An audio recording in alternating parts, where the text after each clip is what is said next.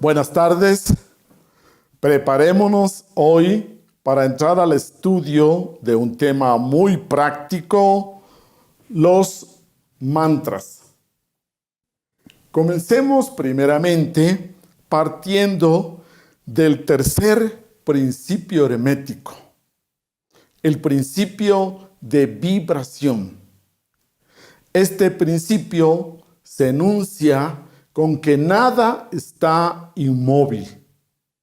Todo se mueve, todo vibra y circula. Partiendo de este principio, ahora, en pleno siglo XXI, nos es fácil comprenderlo. Sabemos nosotros que todo en el universo, todo lo que existe en la naturaleza y en todos los seres vivientes, todo está en continuo movimiento, todo está en continua vibración. Nada está quieto, nada está inmóvil, nada está fijo. Des en cuenta que hace 5000 años los estudiosos hermetistas definieron este principio. Y hoy con nuestra ciencia física podemos conocer muy bien que todas las moléculas formadas por átomos y los átomos en sí se encuentran en continuo movimiento. Usted diría que los electrones girando alrededor del centro del núcleo, los protones y todas estas partículas intraatómicas vibrando y girando cada una en sus órbitas. Ahora comprendemos que todo está constituido por átomos y que estos átomos están constituidos por milésimas partículas ínfimas, pero que giran, que se mantienen en movimiento y que este material, este metal, esta pizarra que parece tan fija, si la vemos a través de los microscopios, encontraremos que hay un movimiento impresionante. Este es como un sistema solar en miniatura, cuyos espacios son mucho más grandes que las partículas que ahí se mueven. Pero todo esto que vibra genera movimiento. Y donde hay movimiento, usted sabe que hay sonido, ruido. Usted comprende muy bien que si la frecuencia de vibración es más alta o es más baja, produce un sonido. Entonces, el sonido es coesencial con el movimiento. El movimiento es coexistencial al sonido. Y aunque nuestro oído no tenga un rango tan amplio, podríamos decir que el oído humano tiene un rango aproximadamente entre 16 a 32,000 vibraciones por segundo. Ese es el rango que capta el oído humano. Pero por debajo de esta frecuencia, usted diría que existe el infrasonido. Sonidos de una frecuencia tan baja que nosotros, los humanos, no alcanzamos a percibir. Y sonidos de una frecuencia mucho más alta que tampoco alcanzamos a percibir.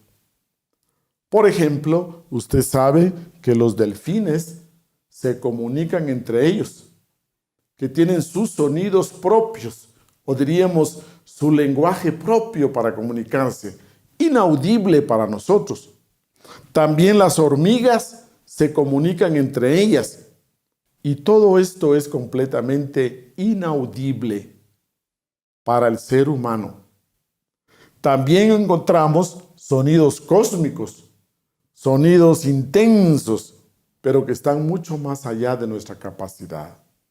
Pues bien, Partiendo entonces de esto, diríamos que nosotros nos encontramos inmersos en un océano de sonidos.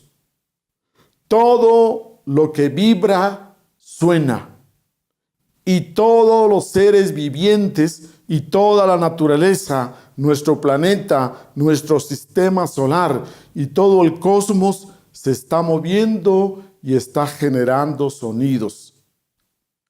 Partiendo de este principio, entonces comencemos a estudiar el sonido.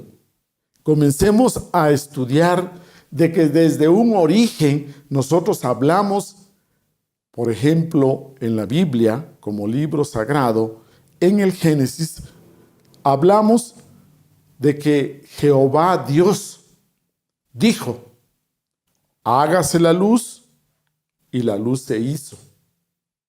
Es decir, que Jehová Dios no se puso a hacer, no se puso a construir, sino que Él dijo y las cosas se hicieron.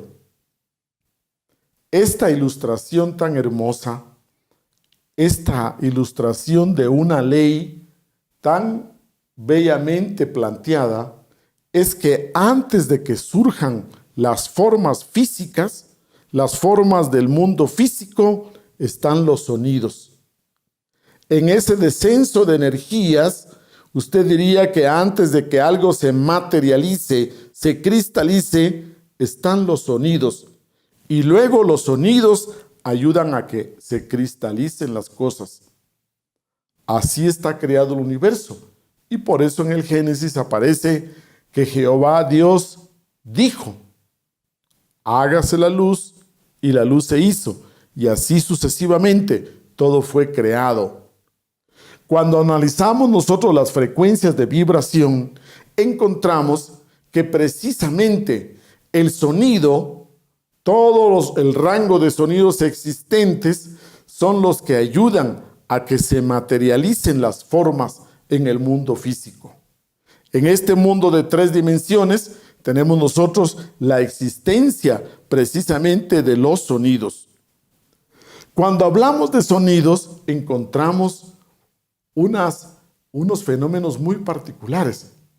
Primeramente, diría usted que si cada átomo vibra y suena, estos átomos conforman las células y las células vibran y suenan, y luego si sumamos todas las partes de una flor, de una planta, de un río, de una montaña, usted diría que cada uno de estos elementos de la naturaleza tiene una nota síntesis. La sumatoria de todas esas notas, la sumatoria de los sonidos de esas notas, daría una nota clave, una nota fundamental. Cada uno de los seres vivos, cada uno de los fenómenos, cada uno de los elementos de la naturaleza tiene una nota síntesis. Recuérdelo, cada ser vivo, cada río, cada montaña, cada planeta, sumando todos sus sonidos, tiene una nota fundamental, una nota síntesis. Nuestro planeta, sumando todos sus sonidos, emitirá una nota síntesis. Más la nota síntesis de la Luna, más la nota síntesis de Marte, más la nota síntesis de Mercurio, etc. Entonces Pitágoras, allá en Grecia, hablaba de la música de las esferas, porque es como una música que cada uno de los organismos y de los cuerpos de la naturaleza genera su nota fundamental, su nota clave. Bien, entonces nosotros como seres humanos también, usted se da cuenta, tenemos sonidos. Nosotros generamos muchos sonidos. Imagínense los sonidos que produce las palpitaciones del corazón, la circulación de la sangre, nuestro sistema respiratorio, nuestro sistema digestivo y todo nuestro organismo produce sonidos. Y todos nuestros pensamientos y sentimientos generan vibraciones y también sonidos. Y entonces tenemos una nota síntesis. Cada uno de nosotros tiene su nota clave, esa nota fundamental. Si llegamos a descubrirla en el fondo de nuestros 7 cuerpos, en el fondo de nuestra naturaleza, encontramos que la nota síntesis se encuentra relacionado con nuestro ser esencial, Atman. Usted diría que nuestro ser íntimo, allí, en el fondo de nuestra constitución séptuple, encontramos esa nota fundamental, esa nota clave. Ahora, si este organismo físico, hablando solo de la parte física, tiene una nota fundamental también, físicamente hablando, nosotros encontramos, por ejemplo, la ley de resonancia o la ley de afinidad vibratoria. ¿Cómo podríamos explicar esta ley que tiene que ver directamente con el sonido? Imagínese usted que aquí colocamos un piano de cola, y al ladito juntos, que se unan, que estén muy cerca, casi tocándose, colocamos un segundo piano de cola. Y usted, con fuerza, da un teclazo y emite una nota, un sonido. Y el piano que está ahí cerca, por ley de resonancia, sin que nadie lo toca, también repite la misma nota. Eso se conoce como ley de resonancia. Tocamos un piano y el que está al lado repite la nota, repite también la misma nota. Dese cuenta que esta ley es muy importante.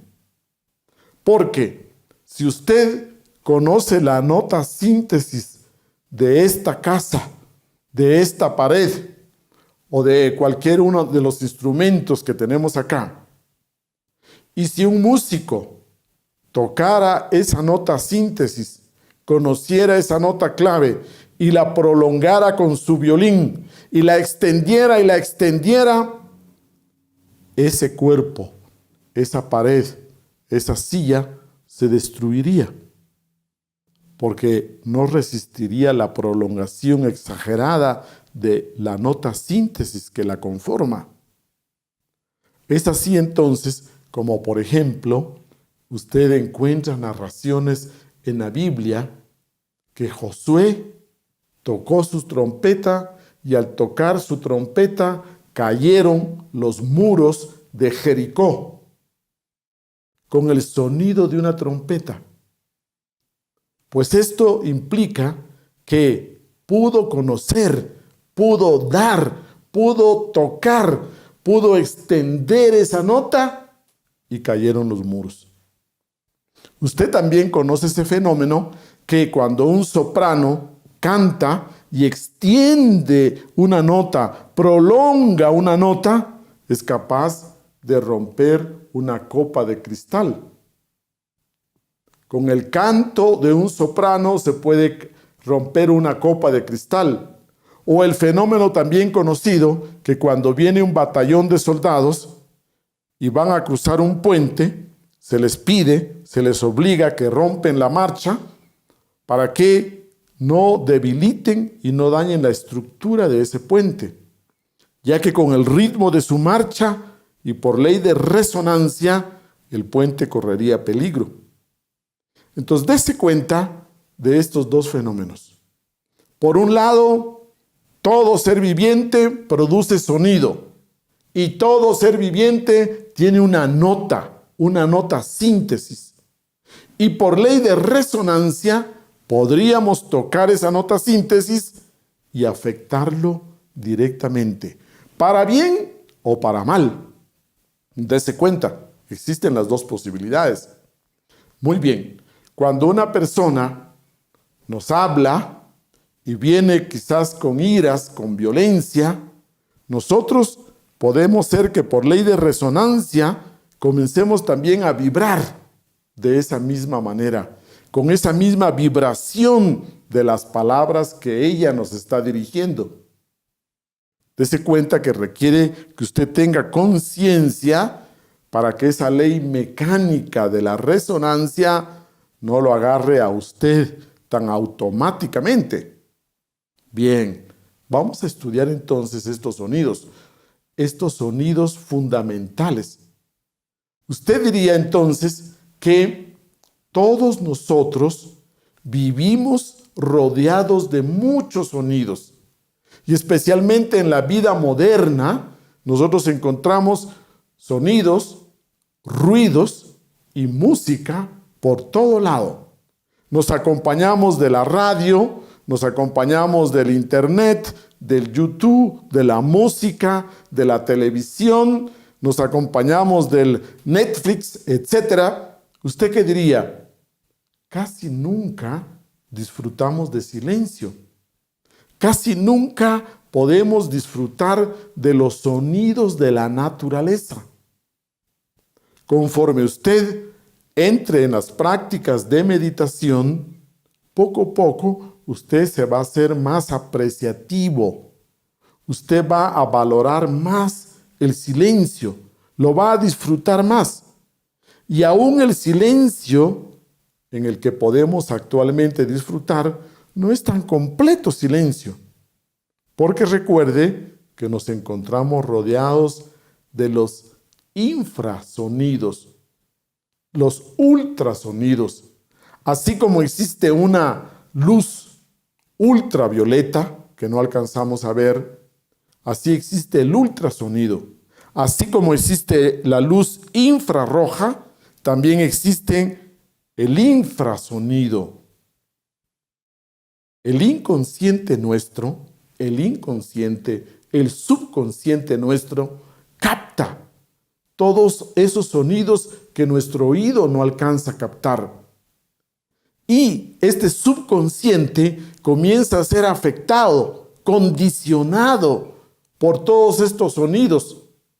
Y la formación de nuestra personalidad se ve afectada por todos estos infrasonidos, ultrasonidos que nos rodean.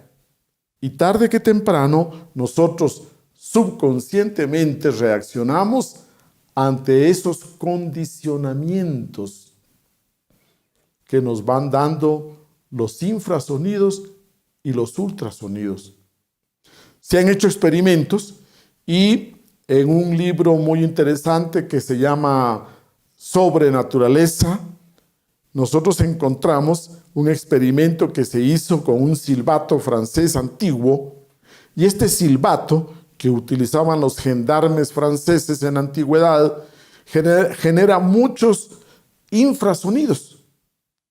Entonces hicieron una copia gigante de 3 metros, y esa copia gigante de este silbato la activaron a través de un compresor de aire, y cuando ya todo estuvo listo y todo estuvo preparado, entonces el técnico encargado de ponerlo a prueba, al prenderlo y al emitirse ese silbato, cayó instantáneamente muerto. Cuando se le hizo la autopsia, se encontró que sus órganos internos se habían destruido completamente. ¿Qué quiere decir esto? Que el sonido, si nosotros llegamos a estudiarlo, puede ser un punto que nos dé vida, que nos dé fortaleza, o también puede ser algo que nos cause mucho daño y que nos lleve hasta la muerte misma. Actualmente, usted tiene que tener claro, se encuentra rodeado de múltiples sonidos. Además, nosotros nos gusta tener todo el tiempo la radio, la televisión, el internet, etc. Hasta salimos a trotar, y cuando salimos a hacer ejercicio o en el gimnasio, cada uno tiene su audífono y escuchando lo que le gusta. Pero usted tiene que saber que el subconsciente suyo se va condicionando, se va, diría usted, haciendo condicionando, como un lavado de cerebro en base a todos estos sonidos continuos a que usted se somete. Se han hecho experimentos y encontramos que aún en los laboratorios las bacterias, escuche bien, las bacterias han sido estimuladas con sonido, con infrasonido, con ultrasonido, y encontramos que muchas bacterias que no morían con el frío o con el calor, sin embargo murieron con el infrasonido. Se hicieron experimentos con las plantas y usted lo puede hacer. Ponga esa linda planta que usted tiene en sus salas, una begonia, ponga cualquiera de las plantas que a usted tanto le gustan y póngalas al lado de un parlante y póngales todo el día música de Bach, de Haydn, de Brahms, de Mozart, de Chopin, de Beethoven, y va a ver que esa planta crece muy hermosa. O al contrario, a otras plantas póngale rock metálico, rock pesado, y usted se va a dar cuenta que esas plantas o se quedan enanas o se estiran flacas, lánguidas, bien estiradas. Y las unas se acercan a los parlantes y las otras que están con la música de rock tienden a alejarse, a retirarse de los parlantes. Entonces, dése cuenta el poder que tiene el sonido sobre la naturaleza humana. Podríamos también poner otro ejemplo muy palpable. En la naturaleza, ustedes ven que el ser humano se ha inventado silbos, silbidos, cánticos, entonaciones para a veces dominar a los animales, para convocar a los animales, para reunirlos. Entonces usted ve, por ejemplo, que el encantador de serpientes utiliza una flauta, una música, unos silbidos. Usted ve que todos los que adiestran animales, todos los que domestican animales en los circos, etc., con estas fieras producen sonidos, cánticos, ruidos para controlarlos, para domesticarlos, para dominarlos. Y aún en el campo, con los animales domésticos, también vemos que los campesinos tienen sonidos para trabajar con el ganado, para arrear el ganado, las vacas, para llamar a los caballos, para darle de comer a las gallinas, a los pollos. Entonces vemos que hemos utilizado el sonido, que el sonido afecta a todos los seres vivientes. Cuando usted trate de tener hermosas plantas, por ejemplo, usted háblele a las plantas, dígales qué hermosa estás, qué linda flor, y esa planta percibe esos sonidos. Cuando usted estudia, por ejemplo, los copos de nieve, cuando usted recurre a los estudios que ha hecho este científico japonés sobre el diseño de los copos de nieve, que como dice el dicho, no hay dos copos de nieve iguales. Cuando usted estudia el agua, podemos ver cómo es que la palabra, el sonido, afecta la composición, la estructura íntima del agua, por ejemplo. Entonces, animales salvajes, bestias, animales domésticos, bacterias, plantas y nosotros, los seres humanos, nos afecta directamente, nos sentimos influenciados, nos sentimos afectados directamente por todo lo que es sonidos. También usted podría decir que tenemos que hacer una campaña de limpieza. También tenemos que hacer una campaña para que no exista tanta contaminación por ruidos violentos, bruscos, pitos, sirenas, máquinas, motores de de motos, de carros, etcétera, todo esto nos afecta. Nuestro subconsciente lo va recibiendo. Bien, y ahora pasemos de los sonidos en general al cultivo del sonido. Encontramos nosotros la música. La música nos rodea ahora por todas partes.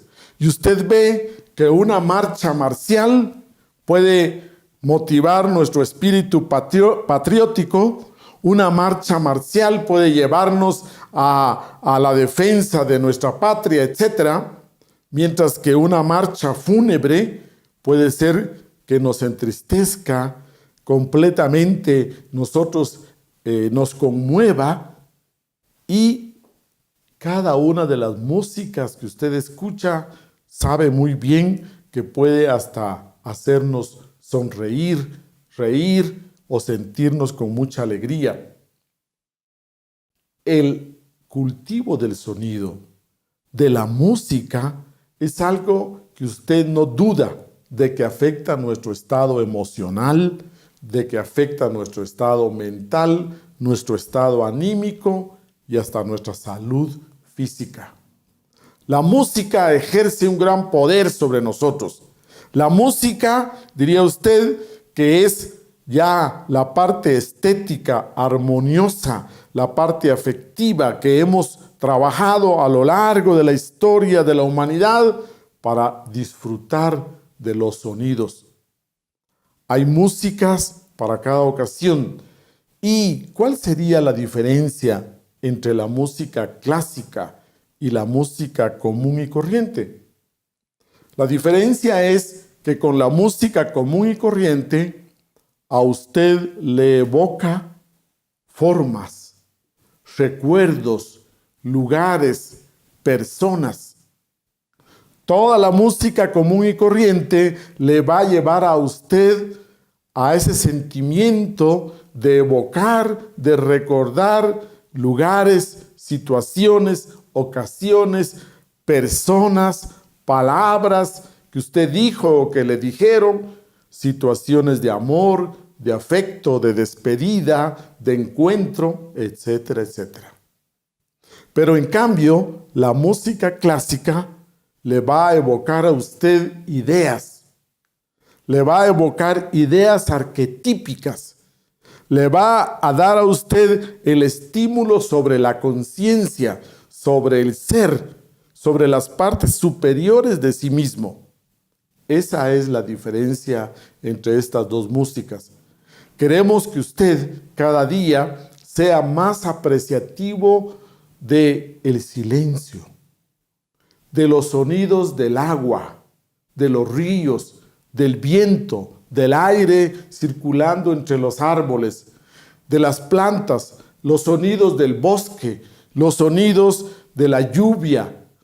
Todos los sonidos de la naturaleza le van a usted dar cierta calma y cierta paz interior. Y luego que usted también aprenda a cultivar, a escuchar con la columna vertebral, escuchar desde la médula espinal, escuchar desde su sistema nervioso, que usted escuche la música clásica desde la médula espinal, desde el sistema nervioso. Muy bien, entonces tenemos una idea del sonido. Pero ahora avancemos y nos encontramos con que el ser humano puede generar sonidos a través de la garganta, de la laringe. Usted diría que aquí la laringe, la garganta, es como un útero. Y en este útero se gesta la palabra. La palabra que tiene el ser humano es un poder. Usted tiene un poder en la palabra. Y queremos que usted lo vaya desarrollando, que usted lo vaya cultivando. Nuestra clase de hoy es para darle la buena noticia de que el ser humano posee el poder de la palabra. Bien, Pero hagamos un poquito de historia. ¿Cómo obtuvimos este poder? ¿Cuál fue el precio que pagamos por el poder de la palabra? Remontémonos un poco al pasado, bien pasado. Y antes que existiera esta raza aria, la raza que actualmente puebla la tierra, antes existió una raza anterior conocida como la raza atlántida. Esta raza fue la cuarta raza, nosotros somos la quinta raza raíz, pero antes de ella, antes de la Atlántida, existió otra raza conocida como la raza Lemur. La raza Lemur fue la tercera raza raíz, y en esa tercera raza raíz sucedió lo que usted recuerda, que existía el hombre original. Ese hombre original que era andrógino completamente, que tenía las dos polaridades. Se habla de que tenía conciencia despierta, conciencia iluminada, tenía los 7 chakras completamente abiertos, tenía esa energía kundalini ascendida completamente por las 33 vértebras y llegaba hasta el chakra coronario. Este hombre original disfrutaba de plena conciencia. Pero llegó la necesidad cósmica, llegó el momento por evolución de que el hombre desarrollara la palabra, porque hasta ese entonces no la tenía, no la necesitaba, ya que con los 7 chakras abiertos, el hombre original se comunicaba telepáticamente. El hombre original, con todos sus chakras, se comunicaba a través del pensamiento y nosotros alcanzábamos a captar telepáticamente el pensamiento del otro y entonces, para comunicarnos, no necesitábamos la palabra. Pero llegó el momento, la necesidad, que la humanidad ya tuviera la palabra. Y para que eso pudiera darse, entonces surgió la división de sexos. Cuando se dio ese hecho de la división de sexos, entonces la humanidad comenzó a reproducirse ya por cooperación sexual. Porque antes de ese momento, repito, el ser humano era andrógino. Nuestra columna vertebral, diría usted, tenía las dos polaridades hacia arriba. Pero para que el hombre tuviera la palabra, entonces hubo de ser la división de sexos para que tuviera uno de los polos hacia abajo en los genitales y el otro polo hacia arriba en el cerebro. Usted ve que actualmente nosotros tenemos esos dos polos, creamos a través del intelecto y creamos a través de la generación de la reproducción sexual. Para que surgiera este cambio, tuvo que darse la división de sexos. En la Biblia aparece alegóricamente, y usted la puede leer en orden, que primeramente Jehová Dios creó al hombre. A imagen y semejanza los creó. Varón y hembra los creó. No era un hombre, no era un Adán, era una raza. Por eso que está en plural. Lea usted su Biblia que dice varón y hembra los creó. Ese Adán original, diría usted, vivió mucho tiempo.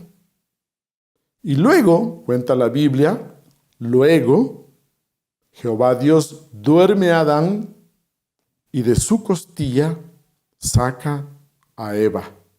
Una alegoría muy hermosa que vamos a seguir estudiando, donde entonces encontramos el hecho de la división de sexos. Cuando surgió la división de sexos y surgió Eva, Jehová Dios no repitió lo que le había dicho solo a Adán. Cuando creó a Adán le dijo, creced y multiplicaos. Pero cuando sacó a Eva de las costillas, más bien le dijo una advertencia. De todo árbol podéis comer sus frutos, menos el fruto del árbol del conocimiento del bien y del mal.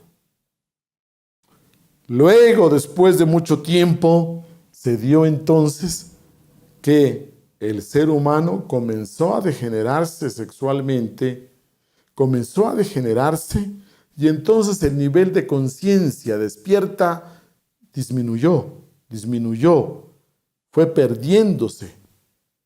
Diría usted que esa conciencia comenzó a dormirse, esa energía kundalini comenzó a descender vértebra por vértebra, descendiendo, perdiendo conciencia, cerrándose los chakras, se fueron cerrando hasta quedar en la situación actual en la que nos encontramos. Si hablamos del origen de la palabra, diríamos que pudimos contar con el poder de la palabra en el momento en que se dio la división de sexos. Cuando se dio la división de sexos, nosotros comenzamos a ejercer este poder de la palabra. Entonces, queremos que usted tenga la conciencia de que realmente, como usted recuerda la historia y la vamos a seguir estudiando, hemos pagado un alto precio por este poder, el poder de la palabra. Y ahora necesitamos revaluarlo. Ahora necesitamos ser apreciativos de este poder. Ahora necesitamos hacernos conscientes de la palabra. Necesitamos concientizar nuestra manera de hablar, nuestra forma de hablar, la manera en que utilizamos la palabra. Porque allí tenemos un gran poder. Entonces ahora traigamos este estudio a la actualidad. Veamos cómo sucede el proceso de la palabra en nosotros. Vea usted que nuestros hijos, el niño, primero tiene que pararse, erguirse, y cuando ya se yergue y comienza a caminar primero, luego habla. Esto es muy importante, porque la palabra es un poder del ser humano erguido, no cuando se mueve todavía en sus cuatro extremidades, cuando gatea, sino el niño primeramente tiene que erguirse, comenzar a caminar y luego ya comienza a ejercer ese poder de la palabra. También veamos en nuestros niños que si una madre se apura, se apresura y quiere hacerle caminar pronto, puede ser de que lo logre, lo force, pero tiende a arquearse las piernitas. Y al arquearse las piernas por haberlo forzado, quizás ya aprende, camina, pero no camina equilibradamente, asentando bien los pies de la mejor manera, y ese caminar ya se le queda así para todo el resto de su vida. De la misma manera, podría usted decir que si el niño comienza a formar malos hábitos en el hablar, si no se le enseña a hablar correctamente, pues luego a donde adulto puede educarse, etc., pero siempre va a tener vacíos, falencias, muletillas, etc. Cada uno de nosotros, cuando nos dirigimos a los niños, no debemos dirigirnos de manera en diminutivos, porque muchas veces cuando nos dirigimos a un niño, nos gusta decirle, mijito, vaya a su camita y lleve su muñequita, etc., y todo se lo hablamos en diminutivo. Esto lo afecta psicológicamente. Tratemos de hablarle en forma natural, normal, y entre usted más se comunique con su bebé, desde que está en el seno de la madre, desde que está formándose en el vientre de la madre, nosotros podemos comenzar a comunicarnos con Él y comunicarle con variedad de términos, de palabras, quizás leyéndole poesía, quizás leyéndole cuentos infantiles, etc. Y todo esto va a enriquecer subconscientemente su vocabulario.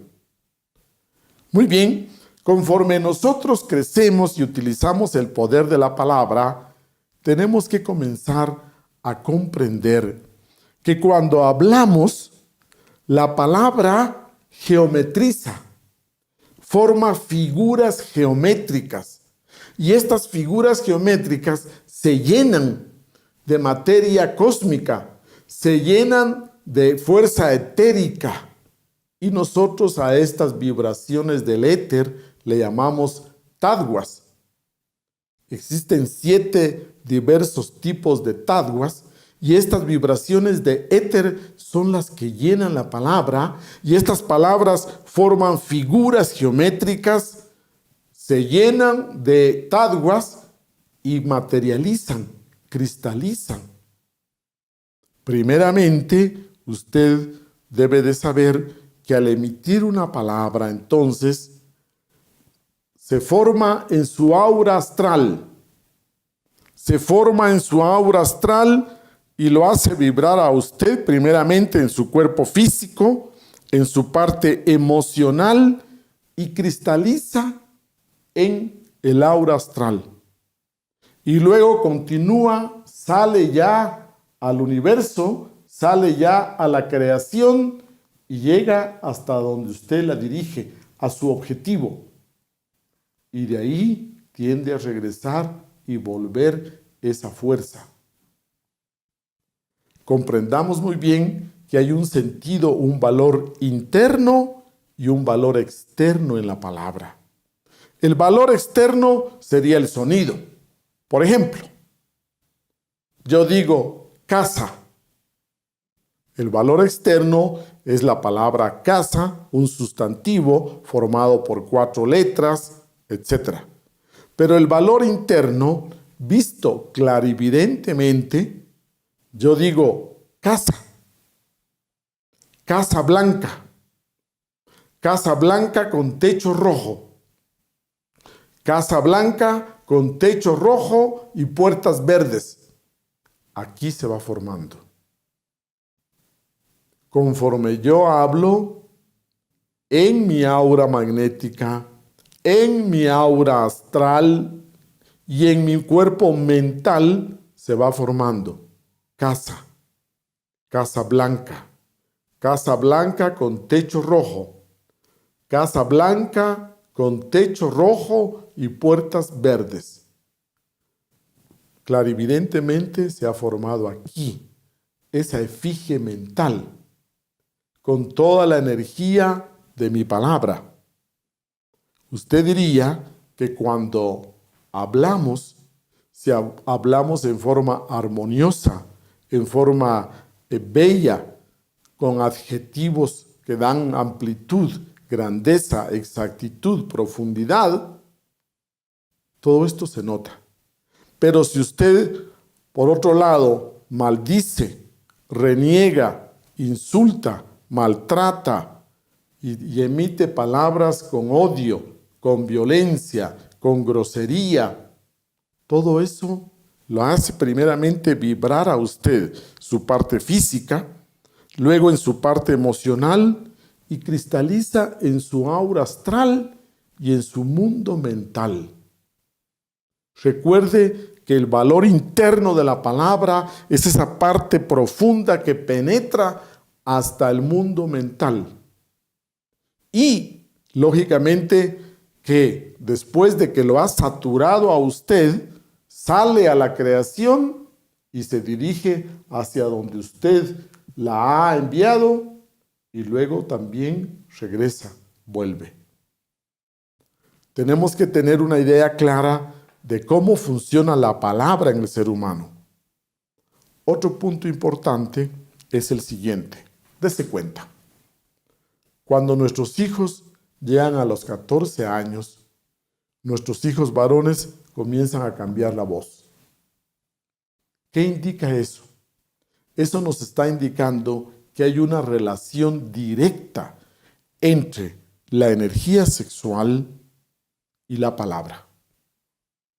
Usted, a través de la palabra, de la vibración, de la entonación, usted puede, por el oído, puede distinguir si es un niño, si es un hombre, si es un anciano, que la voz la tiene frágil, que se quiebra, etc. La palabra lleva energía sexual. Para todos aquellos que conocemos la transmutación sexual, para los que conocemos el tantrismo blanco, sabemos muy bien que la palabra tiene mucha fuerza, que la palabra lleva una energía y que esa energía puede cristalizar, puede materializar con más fuerza. Tenemos mucha responsabilidad en nuestras palabras. Entonces, usted diría que crea desde la conciencia, baja a la mente, baja a las emociones, sentimientos. Y cuando usted lo dice, cuando usted lo menciona, cuando usted usa la palabra, lo decreta y se materializa en el mundo físico. La palabra tiene la fuerza de cristalizar, de materializar aquí en el mundo físico. Cuando usted quiera cristalizar algo, dígalo. Dígalo aunque usted esté solo. Dígalo en una forma bien estructurada, con claridad. Dígalo como una afirmación en positivo, en presente, en primera persona. Y estas afirmaciones van cristalizando, van dándose en el mundo físico. Pero igualmente sería lo opuesto. ¿Qué sería lo opuesto? Cuando usted se queja, cuando usted es una persona quejumbrosa, que se anda quejando, lamentándose, reclamando, rezongando y anda renegada completamente, ahí hablaríamos de que esto es una afirmación, pero en negativo, completamente en negativo, destructivo. Bien, entonces recuerde, todo lo que usted dice tiene mucha responsabilidad. Tenemos que rendir cuentas de todas las palabras inútiles, superfluas, innecesarias que utilicemos. La palabra, también podríamos decir nosotros, que tiene que ver con una fuerza que usted maneja desde lo mental, desde lo emocional, y cuando usted une el pensamiento con el sentimiento y luego lo dice, tiene muchas posibilidades para que se cristalice, para que se materialice. Hay una anécdota muy hermosa que se cuenta que existía un rico mercader en Grecia. Este mercader tenía, pues, como era natural en esa época, sus esclavos. Y tenía un esclavo negro que pasó a la historia por dos cosas: por su sabiduría y por su fealdad. Era bastante feo, pero era muy sabio. Entonces, este mercader un día le dice: toma este dinero, estas monedas, y prepara el banquete más delicioso que puedas para mis invitados. Te doy la libertad para que tú elijas el banquete. Este esclavo se llamaba Esopo. Y entonces Esopo fue al mercado, compró todos los ingredientes y preparó un excelente banquete. Cuando le presentó la vianda a su patrón, a su jefe, entonces él con mucho entusiasmo destapa ese primer plato de muestra y se encuentra con que había preparado un delicioso plato de lengua. Y entonces le pregunta: pero y cuéntame, ¿por qué has elegido este plato? Esopo entonces le dice: porque la lengua es lo más grande que tiene el ser humano.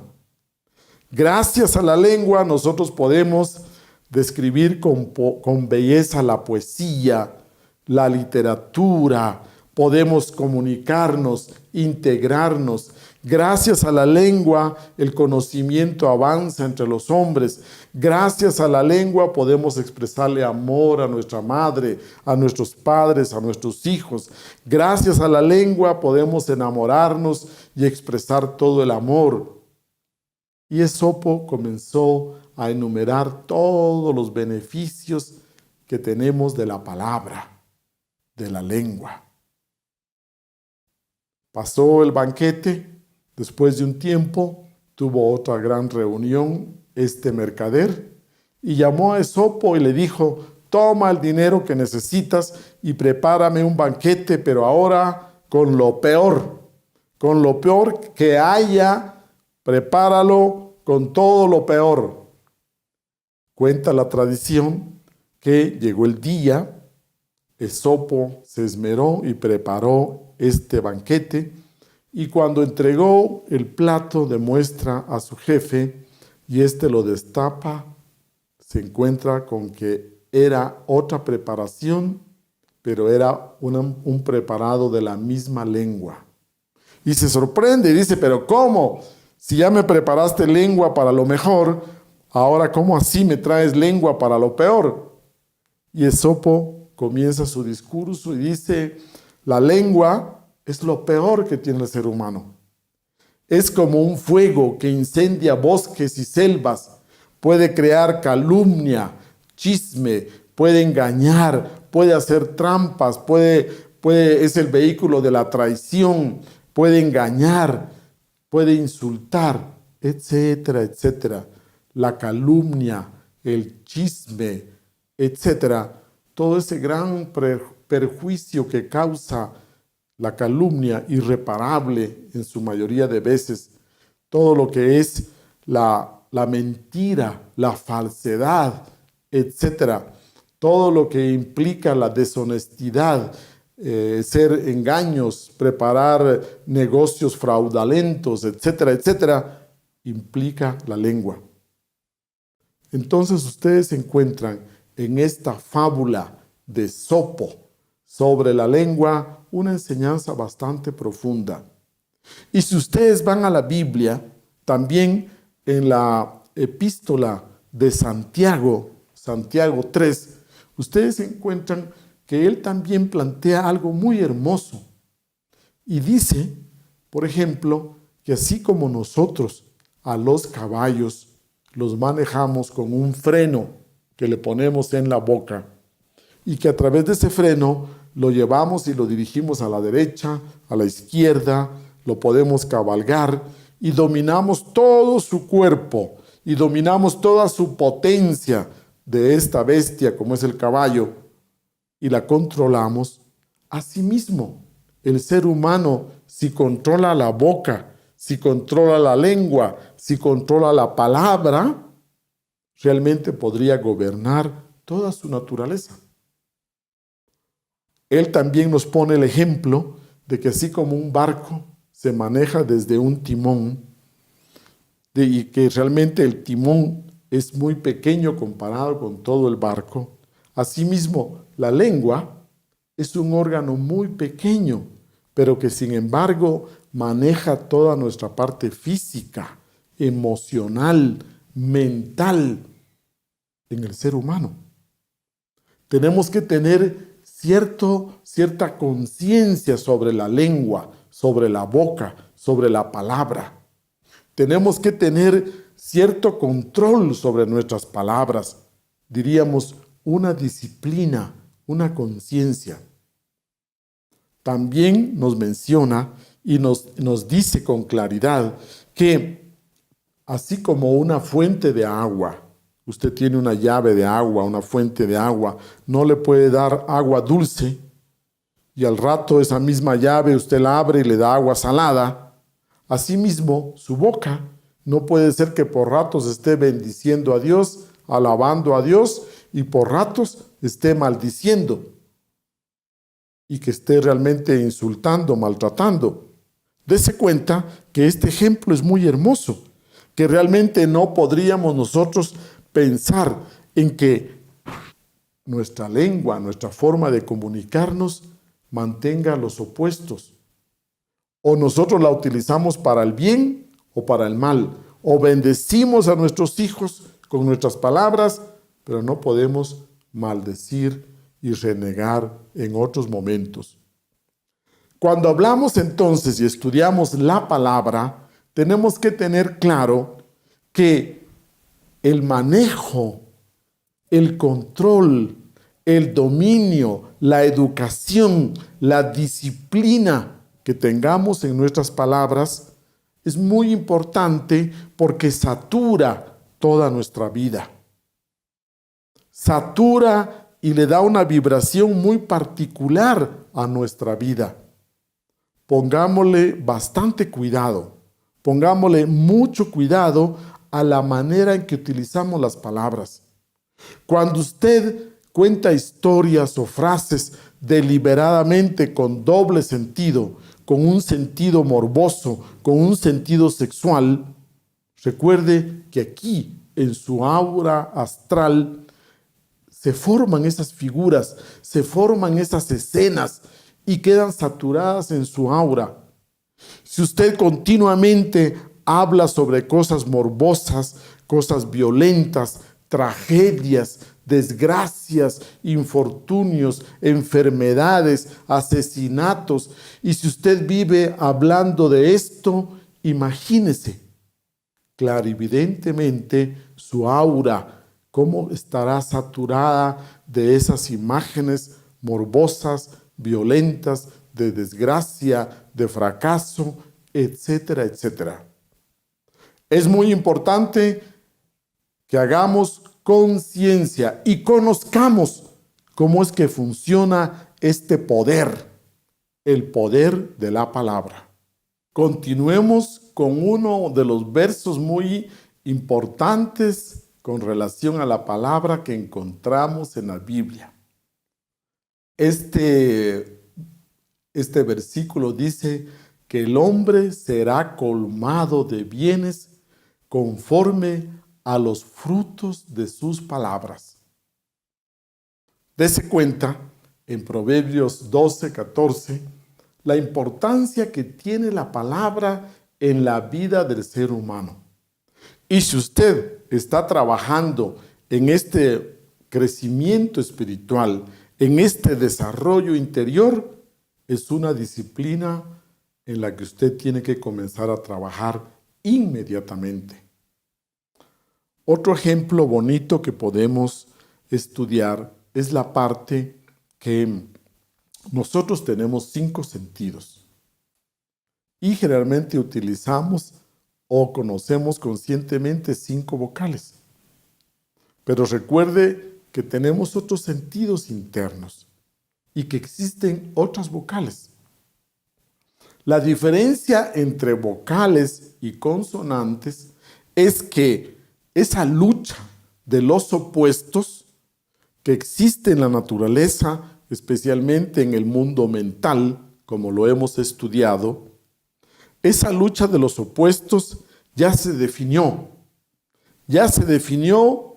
en las vocales. Entonces tenemos sonidos puros, por ejemplo, I, E, O, U, A. Pero si usted ve las consonantes, todavía no se ha definido esa lucha de los opuestos. Entonces, dígame usted cómo pronuncio una F. ¿Cómo pronuncio una J? ¿Cómo pronuncio una X? Las consonantes son sonidos muy diferentes a las vocales. Y entonces hablamos de que el ser humano cuenta y puede pronunciar con claridad 7 vocales. ¿Cuáles son las 7 vocales? Muy bien, la sexta vocal, un sonido definido, es el que conocemos como M. Con la boca bien cerrada, podemos darle entonaciones diferentes. Mm. Y la séptima vocal es la S.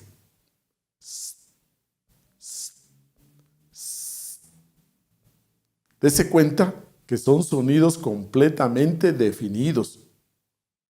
Cuando estudiamos muy bien la palabra, estamos preparados para avanzar y dar el siguiente paso. El estudio del poder de la palabra nos lleva a los mantram. Mantram es una palabra sánscrita que está compuesta por man, que recuerden que lo hemos estudiado como manas, que quiere decir mente, y tram, que quiere decir instrumento. Entonces hablamos que la palabra mantram quiere decir instrumento de la mente. Pero esto no significa que los mantrams solo sirven para trabajar en la mente. No, los mantrams son utilizados para trabajar en múltiples situaciones con todos los seres vivientes, con todos los fenómenos de la vida. Entonces, mantram es una sabia combinación fonética. Es una palabra de poder, es una palabra secreta, es una palabra mágica, es una palabra que evoca, invoca, convoca a esas fuerzas para que sean modificadas, alteradas a nivel físico, a nivel mental, a nivel conscientivo, a nivel anímico. Un mantram es una sabia combinación fonética, estudiada, preparada, que produce un efecto sobre un ser vivo, sobre un fenómeno, sobre usted, sobre ciertas partes de usted. Pongamos un ejemplo. Si usted escucha el sonido s, s, s, casi nadie lo puede resistir. Inmediatamente giramos, buscamos quién lo está generando, si nos llama, si es a nosotros, etc. Porque este sonido de la vocal S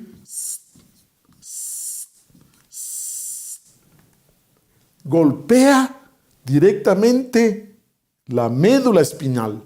Desde el cerebro baja por el cerebelo, pasa por el bulbo raquídeo y entra al sistema nervioso. Entonces, este sistema, usted lo va a sentir desde la corona de la cabeza y baja a través de toda la médula espinal, el sistema nervioso. ¿Cómo lo descubrieron? ¿Cómo lo saben? ¿Quién lo supo? Este es el estudio de los mantrams. Los mantrams es un estudio delicado, profundo de los sonidos. Y como nosotros producimos sonidos por la boca, por las palabras, entonces el mantram es un estudio de la palabra, de los sonidos que podemos generar para alterar, para modificar el estado anímico, el estado físico, el estado conscientivo. Puede ser de una planta, puede ser de un animal, puede ser de la lluvia, puede ser de un río, puede ser de mi sistema nervioso, etc. Usted diría que mantram es una palabra secreta que se ha descubierto para producir tal efecto. Es una palabra de poder. Pongamos otro ejemplo sencillo, su nombre. Cada vez que dicen Edgar, yo reacciono inmediatamente. Esa palabra me golpea. Cada vez que me dicen Edgar, puede ser con un tono cariñoso, afectivo, puede ser con enojo, puede ser con violencia, etc. Entonces, el mantram tiene una entonación apropiada, tiene una nota, tiene una intencionalidad, tiene un objetivo para el cual se pronuncia. Todo mantra implica entonces que tiene su vibración, su número, su color y nos conecta con algo, va dirigido hacia algo. Entonces decimos que el mantra evoca, invoca, convoca las vibraciones necesarias para modificar tal elemento, tal situación, tal estado de ánimo. Hemos estudiado que una palabra puede dar vida. Imagínese que su médico se acerca y le dice a usted que está muy mal, que está grave. Solo con que nuestro médico nos diga esto, nosotros sinceramente perdemos mucha fuerza, nos sentimos mal. Pero si nuestro médico nos dice con una entonación firme y con una entonación que nos conmueve, que estamos bien, que disfrutamos de buena salud, que nos da de alta, que estamos mejor, entonces un médico tiene mucho poder en su palabra, mucha responsabilidad. También sería un profesor que está formando a niños o a jóvenes, etcétera. Un sacerdote. Usted ve que en las iglesias hay coros, hay música, hay alabanzas, etcétera, porque se conoce el poder del sonido, de la música, de la palabra y ahora de los mantras. Los mantras decimos entonces que son el resultado de la sabiduría de los maestros, son el resultado de un estudio profundo del sonido, el estudio que el sonido produce en los seres vivos. ¿Cuál es el efecto que produce un mantra? Es algo muy especializado. Entonces, si yo le digo que la letra I hace que la sangre circule a la cabeza, entonces usted puede vocalizar la I, y usted al vocalizar la I en forma alargada, y usted va a sentir ese efecto aquí en esta región. Si yo le digo que en el pecho, o especialmente es muy notorio en la garganta, si usted tiene malestar de garganta, para tener más conciencia en la palabra, etcétera, puede vocalizar la E.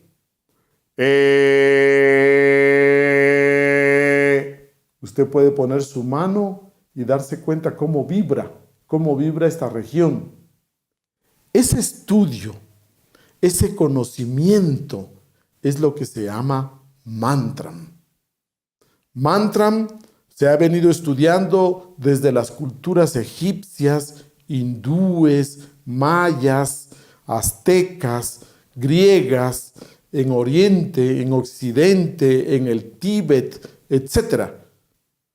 Los mantras, diría usted, que es como entrar a una farmacia.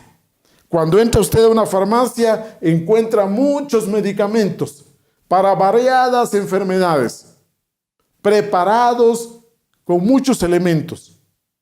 Así es, cuando entramos al estudio de los mantras, usted va a encontrar muchos mantras para diversas situaciones, pero que han sido preparados para producir un efecto a nivel físico, corporal, o a nivel emocional, o a nivel mental, a nivel psicológico, a nivel anímico. Eso es un mantra. Podemos decir que los mantras no necesariamente tienen una traducción, un significado. Así como yo le puedo decir que la palabra re activa mi garganta, esta palabra no pertenece a ningún idioma, no pertenece no significa nada, sino que es un sonido descubierto, es un sonido formulado para que produzca un efecto en mi garganta. Usted no puede pedir entonces que todos los mantras tengan significado o traducción. Hay otros sonidos o frases, hay mantras cortos de una sílaba, hay mantras largos de muchas palabras, que su repetición, cuando usted los recita, esto se llama japa. Cuando usted hace la práctica de la japa, cuando usted mantraliza, van produciendo un efecto, generan una consecuencia, diría, de ese trabajo de mantralización. Los mantras, entonces, implica que usted los repita constantemente. Le pongo otro ejemplo. Cuando queremos quedarnos a dormir en la noche. Usted se ha dado cuenta que apaga la tele, apaga la luz, apaga la lámpara, pero mientras que usted se queda dormido, se le vienen a la cabeza las preocupaciones, los pendientes, los asuntos inconclusos, etc. Para que usted duerma más tranquilo, entonces cante un mantra. ¿Cante el mantra? Sí, es una afirmación. Y usted en lo que se duerme, repítase sí, mentalmente. O a nivel de murmullo, sí, sí, sí. Como es una afirmación muy positiva, completamente positiva, entonces le saca toda la negatividad, preocupación, penas, angustias, etc. Haga la prueba. Ese es un mantra. Diríamos entonces que ¿cómo se practica, cómo se recita un mantra? Primeramente, tome una postura cómoda, siéntese en un sillón, en una silla o en la postura en la que usted medita. Luego, respire profundo y al exhalar, diga el mantra. Con concentración, concéntrese en el sonido que emite, concéntrese en el mantra, vibre con el mantra, trate de concentrarse en la intencionalidad del mantra, en el objetivo del mantra, lleve su atención al objetivo, usted le da la entonación y conforme usted se concentra, visualiza, la entonación se va haciendo más exacta, y usted va entrando en conexión con lo que trabaja este mantra. Necesita concentración, visualización, imaginación, intencionalidad. Todas estas son partes de su práctica de mantralización. Los mantras acompañan a la mayoría de prácticas esotéricas. Por ejemplo, la respiración. La respiración natural y profunda tiene un sonido. ¿Cuál es el sonido que han estudiado los maestros con ese chakra del oído oculto? ¿Cuál es el sonido profundo de la respiración? El mantra es, al inhalar, Ham. Al exhalar, Sah. Cada uno de estos mantras, diría usted, es el sonido síntesis, la nota clave de esta acción de respirar. Ese mantra, esa nota clave de la respiración es Ham, Sah. Así diríamos que usted también recuerda que hablamos de la nota clave, la nota síntesis, su nota fundamental. Así también existe un mantra que lo hace vibrar a usted profundamente. Estos mantras los vamos a ir estudiando poco a poco. Existen mantras para una planta, existen mantras para un animal, existen mantras para la lluvia, existen mantras para las diferentes partes de su cuerpo, existen mantras para que usted entre en relajación, entre en concentración, etcétera, etcétera. Cada uno de los mantras, diríamos, son trabajos muy largos para llegar a conocer este sonido síntesis, esta palabra sagrada, esta palabra de poder, esta palabra mágica, esta palabra secreta que es un mantra. Para terminar, yo quiero invitarles y motivarles a que usted comience disciplinando, purificando su palabra en su vida diaria, para que luego tenga el poder de realizar las prácticas de mantralización. La mantralización va acompañada también del proceso de transmutación sexual y usted entonces va teniendo ese poder de su palabra. Cuando usted limpia, armoniza, purifica la palabra, cuando usted la potencia y cuando usted va a través de la energía Kundalini que sube y sube a través de la médula espinal y llega a abrir el chakra laríngeo, esa palabra ya recibe otro nombre. El nombre que recibe es verbo. El verbo quiere decir una palabra potenciada, una palabra divinizada. Entonces hablamos del verbo después de un largo trabajo de crecimiento espiritual. Cuando en la masonería, por ejemplo, se llega al grado 30, cuando hemos ascendido la energía Kundalini vértebra por vértebra y llegamos hasta la vértebra número 30, aquí a la altura de la garganta, entonces adquirimos el grado del gallo. Porque el gallo representa al verbo. Usted ve que el gallo anuncia el despertar, el gallo anuncia el amanecer, anuncia el despertar espiritual. El gallo no podría faltar en la pasión de Cristo. Por eso que aparece ese simbolismo que para usted le será difícil entender. ¿Por qué aparece un gallo y canta 3 veces? 3 veces y tiene que ver con Pedro. Vea usted qué hermosa simbología. Pedro quiere decir piedra. Piedra, la piedra fundamental es el sexo. Entonces, Pedro, piedra, sexo. Y luego la energía sexual nos da el poder en la palabra. De ahí viene el poder del gallo, que canta, que anuncia el amanecer. Y luego aparece el discípulo Juan. Observe que la palabra Juan tiene un origen que es I-E-O-U-A-M. Las vocales. Ioan, que nosotros en español le pasamos al nombre Juan.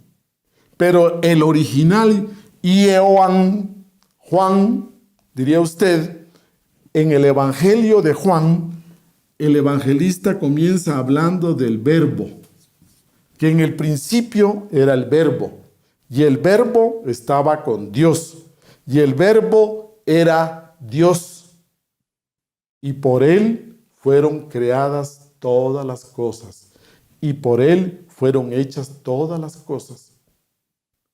Entonces, por un lado, el Génesis habla de que Jehová Dios dijo, hágase la luz, y la luz se hizo. Y por otro lado, Juan menciona que en el principio era el verbo, y el verbo estaba con Dios, y el verbo era Dios, y por él todas las cosas fueron hechas. Hablamos entonces de lo mismo, del sonido. El gallo, recuérdelo, representa la palabra purificada, disciplinada, potenciada, divinizada, representa al verbo. Otro punto muy importante es nuestra forma de mantralizar. Podríamos decir que hay 3 maneras bien definidas. La primera es que usted cante sus mantras, recite sus mantras verbalmente, así como lo hemos hecho acá.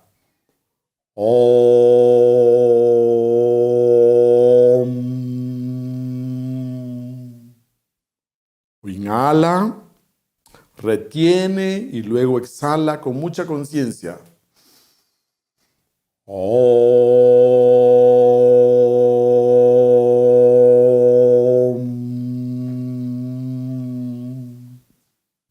La segunda manera es en murmuración, con un verbo silencioso, bajito.